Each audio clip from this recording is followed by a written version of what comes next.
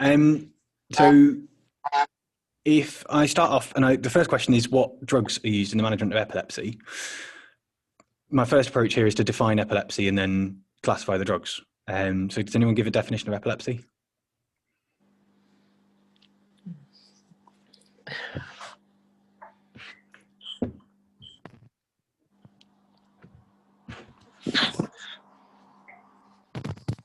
It's quite a tricky one, isn't it? Yeah. So the one I've kind of come up with is a predisposition to synchronous repetitive neuronal firing that manifests clinically as seizures. And then you can talk about the seizure types. You could classify the seizure types, but I don't think that's not really what the question's asked here. But obviously you can go into general versus focal. You can talk about general with your clonic, myoclonic, tonic-clonic, so on and so forth. And then focal is your either simple or complex. And then the drugs that are used in the management of epilepsy. Does anyone know the classification of your anti-convulsants? Got drugs acting to increase the inhibitory action of Gaba. Yep. And drugs which, I can't remember the other one. Is it drugs that inhibit sodium channels? Perfect, yeah. And then I think there is a third one, because I think that gabapentin is still classified as an anticonvulsant and that acts on calcium channels. But that doesn't appear in at least one of the books I've read. So I think there are three mechanisms that are kind of important. So there's drugs that act to enhance the inhibitory effect of GABA. Does anyone know any of those? Benzos? Benzos, yeah. And then, so your GA drugs and your barbiturates are the other ones. Mm-hmm. Drugs that act on sodium channels? Phenytoin? Yeah. Any others? Carbamazepine? That's the other one that I came up with. So they both work the same way. And then we've already talked about gabapentin, which trips you up because you think it should work on GABA. Good, so that's the classification. And then there's not a huge amount. They can ask you to talk about the drugs in detail. I can talk through phenytoin for a minute if that'll be helpful. Yeah. So it's structure and class wise, it's an antiarrhythmic, isn't it? And it's an anticonvulsant. It's presented as capsules, as a syrup, or as a solution for injection. And the things in the solution for injection are it has to be administered through a filter, which you guys have probably seen before because of the risk of precipitation, and it's incompatible with glucose, so you've got to make it up with something else. It's used in the treatment of all types of seizures, so focal and general. It's used in the treatment of status epilepticus. It's used in the treatment of trigeminal neuralgia. It's used in the treatment of ventricular arrhythmias that are typically associated with digoxin toxicity, or also tricyclics. And its dose for status epilepticus is between 15 and 18 milligrams per kilogram. Its pharmacokinetics, it's well absorbed with a 90% oral bioavailability. It has a volume distribution of 0.5 litres per kilo and is 90% protein bound. Metabolism is significant. It's metabolized by hepatic hydroxylation, but the enzymes responsible for its metabolism are easily saturated.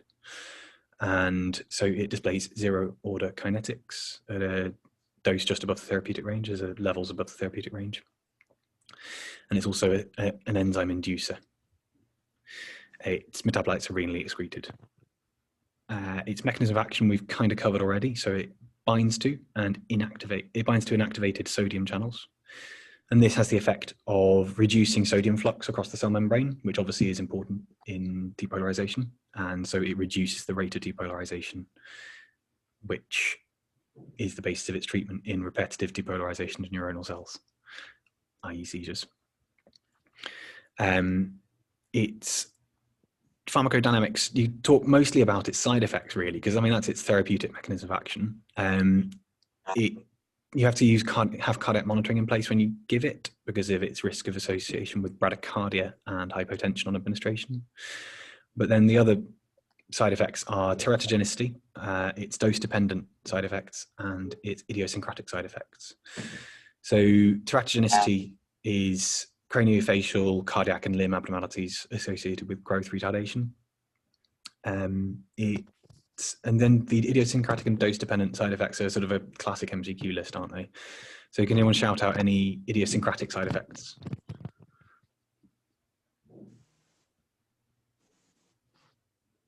You get hirsutism. Yeah, perfect. Yeah, that's one.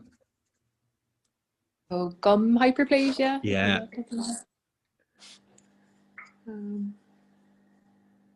So hirsutism, acne, gum hyperplasia. Is there anything to do like photosensitivity, or is that? No. So that's the one I always get phenytoin confused with, which is amiodarone.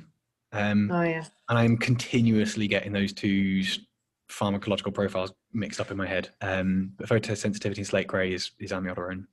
So you get coarse and facial features, gum hyperplasia, acne. There are some other things here. Oh yeah, so you can get a skin rash, peripheral neuropathy, or there's different types of anemia you get with it. So folate dependent megaloblastic anemia or aplastic anemia are both effects you get it with it. So those are just the idiosyncratic reactions, so the ones that happen unpredictably out of the blue. Then you've got the dose-dependent side effects, so that's just sort of your toxicity type things, really. So that's ataxia, nystagmus, slurred speech, paresthesia, vertigo, that sort of thing. And then interactions-wise, it's worth talking here about the fact that it's a hepatic enzyme inducer, so it will decrease the plasma levels of a large number of drugs metabolized by the P450 system, but particularly significantly it'll alter your levels of warfarin, of your benzodiazepines, and of your oral contraceptive pill. And then specific to anesthetics, it may reduce the MAC of your volatile anesthetic agents, and it might also increase the required dose of aminosteroid muscle relaxants. So that's my phenytoin overview. The next bit is talking, so first of all, we'll talk about Gaba. So anyone volunteer the Gaba receptors? So how many types of Gaba receptor are there? Two. Two. And what are they? A and B. And what's the difference? Is it the binding sites are different? Okay, so they have different sort of effects. Different drugs preferentially bind each one, and so GABA A receptors are a transmembrane ion complex. They're a ligand-gated ion channel, so they're ionotropic receptors, and GABA B receptors are metabotropic receptors, the G protein coupled receptors that exert their effect via a second messenger system. So your GABA B receptors are the site of action of baclofen. So they are particularly in the dorsal horn of the spinal cord, and they have more of an antispasmodic effect than they do a sedative, hypnotic, amnesic, anxiolytic effect. Whereas your GABA A receptors are what you think of as your classic benzodiazepine action receptors. So they're the ones that cause your sedation, hypnosis, night sedation, all that sort of thing. And they are, so GABA A receptors are transmembrane chloride ion channels. Binding of GABA to the GABA A receptor results in increased chloride ion flux across the cell membrane, and thus, because it's an anion, hyperpolarization of the cell membrane, thus reducing the chance of depolarization. So it's an inhibitory neurotransmitter, isn't it? The other thing to mention is that benzodiazepines don't bind directly to the same site as GABA on the GABA A receptor. They bind to their own separate benzodiazepine binding site. I think I've seen that come up in some mock questions from time to time. Good. Then the last two bits were clinical. So how would you manage a patient having a seizure? Does anyone want to talk through their Viva answer of how you'd manage a patient having a seizure?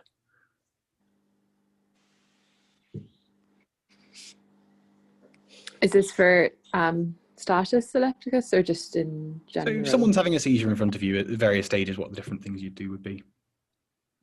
So do you do your ABC before anything? That'd be where I'd start, yeah. So I think my answer to this was along the lines of call for help, check safety and approach, and adopt an A, B, C, D, E approach to assessment. So I'd maintain a patent airway. I'd apply supplemental oxygen if it's available, and I'd make sure there was adequate cardiac output. That's pretty much what I'd say for that, because that's all you really do in the first few minutes. I'd make sure I'd start a timer, and I'd make sure I could check a capillary blood glucose. If intravenous access hasn't already been established and I have the facility to do that, I'll get intravenous access at that point. At 5 minutes is the time you start introducing pharmacological treatment. So at that point, you give Diazepam as your first line benzodiazepine at a dose of 0.1 milligrams per kilogram up to a maximum of 4 milligrams intravenously, which you can repeat after 10 minutes. So between 10 and 30 minutes is sort of established status, really. You might give a second dose of Diazepam, and you're probably going to move on to giving phenytoin at this point as well. After 30 minutes is when you consider established status that's refractory, and that's when you move to general anesthesia, which is the bit I think that we all want to leap to, which is the rapid sequence induction classically with thiopental, because it is the most potent anti-epileptic that we have, but propofol is far more commonly used in my experience, at least. So yeah, general anesthesia after 30 minutes of continuous seizure activity. Alongside that, you have to identify and treat the cause of the seizures. So you need to make sure you get a blood gas to look for electrolyte abnormalities, check a blood sugar. You need to try and take a history if you can with anything suggestive, signs and symptoms of infection. And you may well need to organise a CT head, but obviously you need to control the seizures before you can go ahead and do that. Major I've missed on that. Oh yes, sorry. Giving thymine and glucose was something that came up in my reading that I can't say I actually remember to do all that reliably in ED, but is worth thinking about in seizures. If you think about an alcohol withdrawal seizure, it's worth giving thymine early. Good. And then the last bit I was going to talk through was the considerations when anesthetizing someone who's epileptic. So does anyone, if you asked in your Viva, how would you anesthetize someone with epilepsy? Any ideas about structure, how you'd approach this? I suppose you need to know how well controlled their epilepsy is, what medication they're taking. Yeah, for sure. Yeah, definitely. And then I suppose, are you doing is it a gas induction or IV induction? And there's certain things you need to avoid with those. Yeah, so I think in terms of structuring this so you don't miss things out, it's probably good to adopt a pre-op, intra-op and post-op sort of approach to your anaesthetic.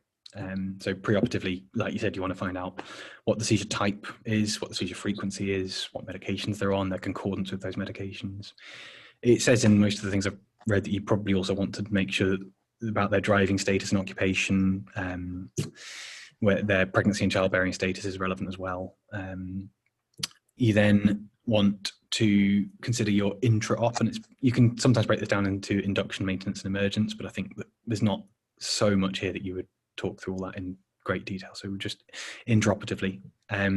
Consideration of regional anaesthetic techniques is important. Making sure they don't, sorry, I've missed something out in the pre-op. In the pre-op bit, it's really important to make sure they continue their normal anti-epileptic regime throughout. If for any reason that's impossible, for example, we have bowel obstruction, not absorbing, it's important to liaise with neurology and pharmacy early to make sure you have an adequate replacement of their normal anti-epileptic regime, however you can administer that. Yeah, and then intra-op. So regional techniques may well be preferable, but if you are going to do an intravenous induction, generally speaking, thiopental or propofol are considered to be better options.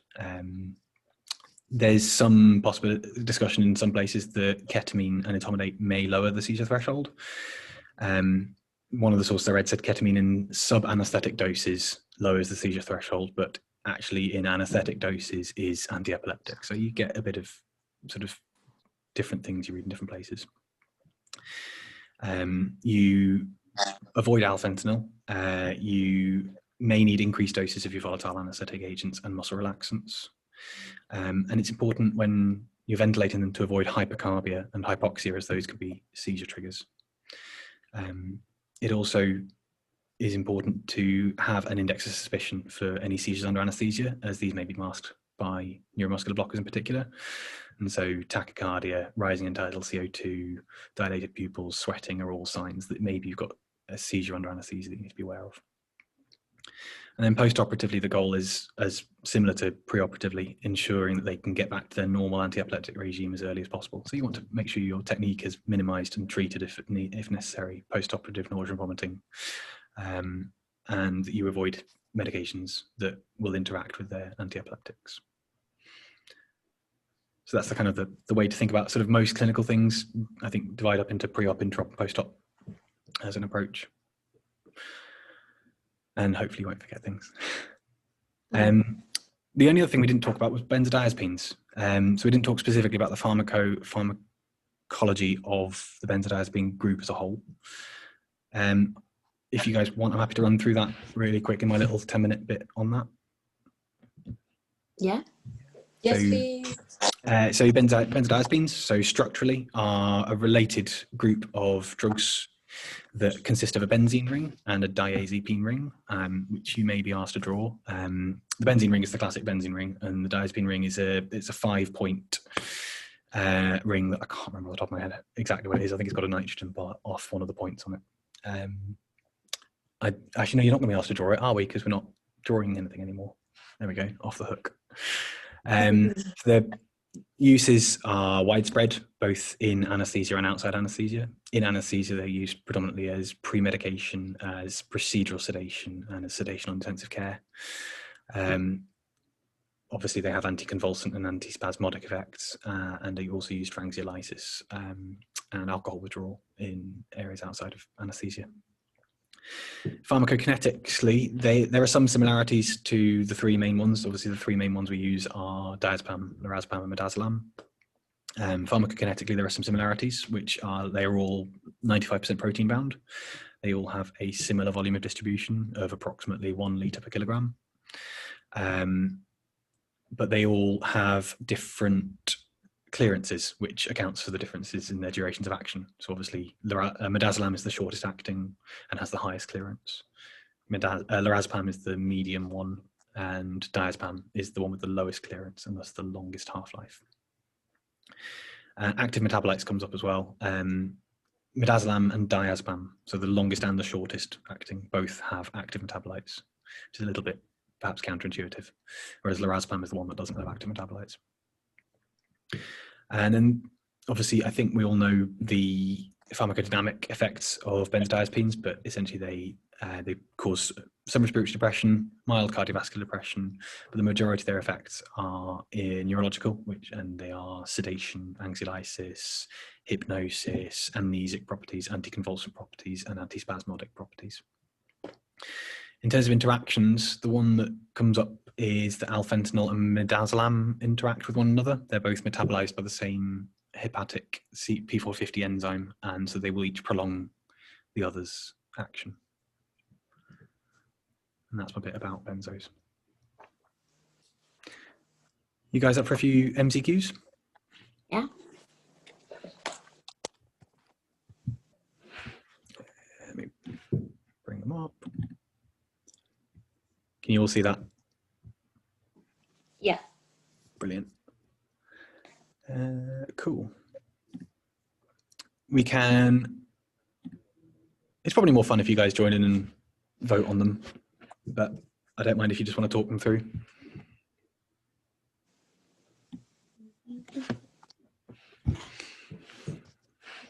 I have a log in. I'm going to try and join. Yeah, if you go to slido.com and put the number in, it will often work.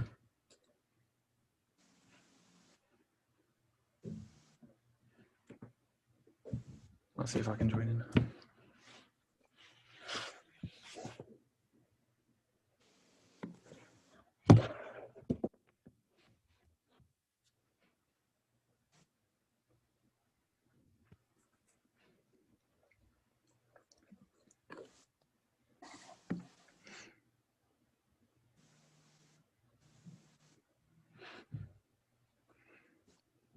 I've never even heard of vigabatrin, so. I hadn't either. So I'm going to say not that one.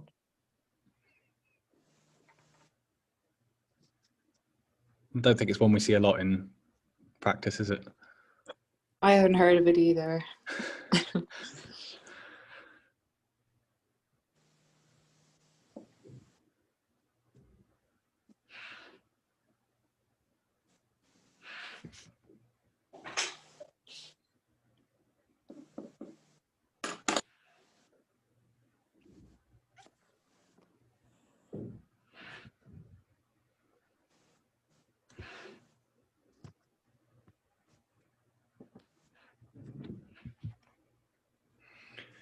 Cool. So I think that lorazepam, phenytoin, and carbamazepine are the right answers. So anyone want to talk me through the mechanism of action of lorazepam?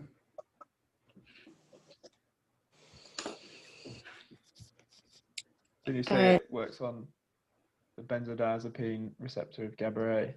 Perfect. Yeah, exactly. We've said that Gaba is a chloride ion channel, so it does, absolutely. Phenytoin?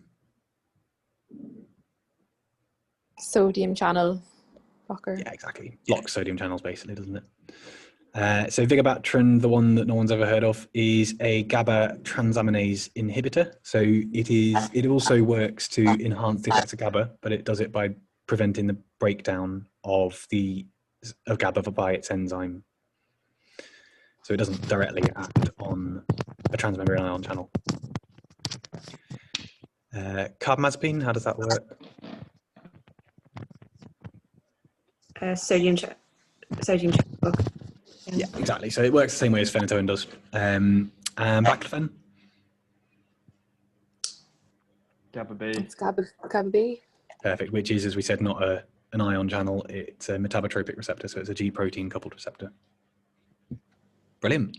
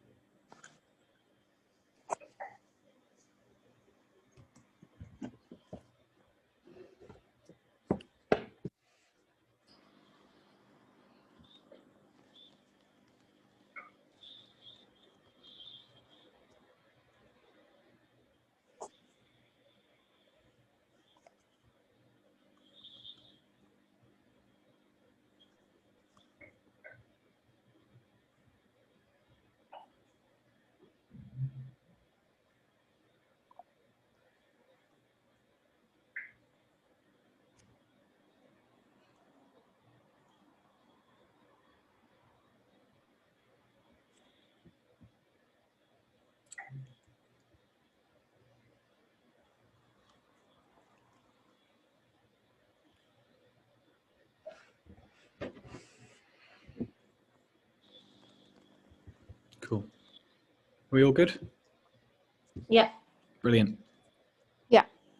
So, regarding the mechanism of action of benzodiazepines, Lorazepam has active metabolites. I think that's false. Which benzodiazepines have like active metabolites? Midaz and Diaz. Yeah, it's the longest and the shortest acting ones of the three that we commonly see and get asked about. So midazolam is metabolized by the same hepatic P450 enzyme as alpha-fentanyl, resulting in a reduced duration of action. Lorazepam. No, so it is midazolam there. So this is one of those ones that there's a true bit and a false bit. So the first bit is true. Midazolam is metabolized by the same P450 enzyme as alpha-fentanyl, but it reduces in a prolonged duration of action rather than a reduced one. I thought that was true. That was mean. It kind of makes sense, doesn't it? If they're if one drug's using up all the enzyme, it's not able to metabolize the other. Diazepam has a greater clearance than midazolam. No. Anyone think that was true? No. That's obviously not true, isn't it? Because midazolam is much quicker to have offset. Diazepam is metabolized to temazepam. It is. So diazepam's metabolism has a diagram dedicated to it in Peck and Hill. So it might be one of those things that's worth knowing a little bit about. So it's metabolized to desmethyl diazepam and temazepam. The temazepam is subsequently metabolized to oxazepam, and then it gets renally excreted. And then the metabolism of diazepam is reduced by cimetidine. Why is that true? Cimetidine is a enzyme no, is it an inhibitor? It's an enzyme inhibitor, isn't it? Yeah, so there'll be less. So if it inhibits enzymes, there's less enzyme doing metabolism. Grand. So that's the list of inducers and inhibitors, and I don't know if that came up in your guys' MCQs the other day, but it certainly did, I think, in mine in March. Yeah, I did. I just can't get my head around which is which. I've like gone it's over horrible. it so many times, but like, yeah. The crap GPs induce rage is the way that's sort of stuck with me. So I presume, I won't run through the mnemonic in detail, but if you Google crap GPs induce, it'll come up.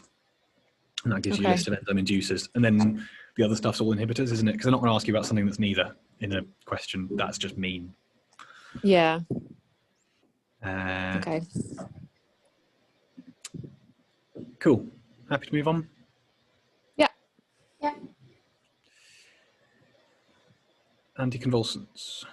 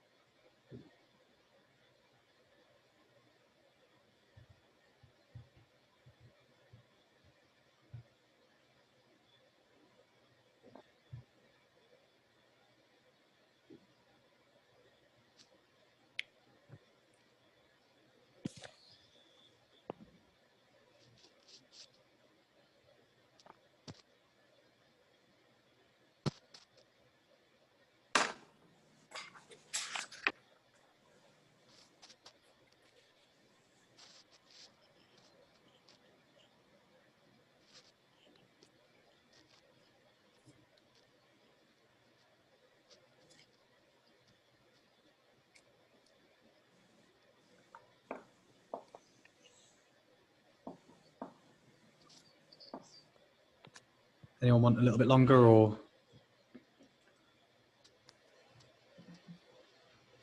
No, I'm good. Cool. So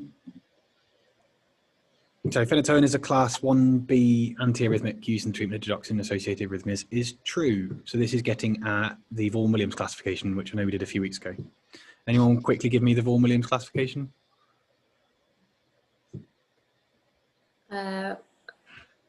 Class 1 is sodium channel blockers. Class 2 is Beta blockers. beta.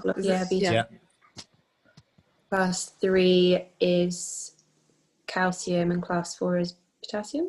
Other way around. So Nora Batty kills cats. One, You're two, great. three, four. You're great. Dynamics. That's stuck with me again for reasons I can't tell you, but it's just stuck with me, and that's never gone. So everyone know the difference between 1A, 1B, and 1C? Is it because of their effect on the refractory period? Yes, absolutely, perfect. Which one's which? So A, it prolongs, B shortens, and C has no effect on them. Perfect. Yeah, exactly. So class 1A, prolong the refractory period. Class 1B, shorten the refractory period. And class 1C has no effect on the refractory period. And I won't go into drugs, but it's just worth having a couple of examples of each as well. So phenytoin is a class 1B antiarrhythmic, and it is used in treatment of JOX-induced arrhythmias, so that's true. Sodium valproate is associated with neural tube defects. They're all teratogenic in slightly different ways to each other, really, and it's just a bit easy to write exam questions on. Not a pass-fail thing in a Viva by any stretch of the imagination, that I don't think. Phenobarbital is rarely used. Why is it rarely used?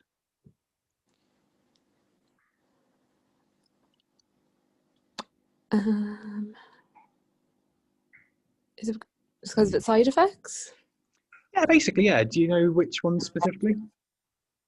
No, I don't. It's really, really, really long acting. It's a really effective antiarrhythmic. It lasts forever, and so you get significant sedation with it. So it's not really much good for people. So it's quite a late therapy, but it does work. Carbamazepine is a hepatic enzyme inducer. That's just going back to crap GPs induce rage. Carbamazepine is the first C. And thiopentol does exhibit zero-order kinetics. So that becomes relevant in ITU. Thiopentol infusions for long-term status means that patients will take ages to wake up because it accumulates so much because it's zero-order kinetics. I've used the term 3 or 4 times today. Can anyone define zero-order kinetics quickly?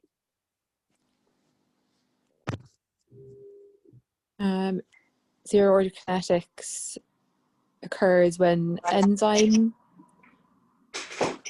used to metabolize drugs are fully saturated and there's clearance of a drug independent of its concentration.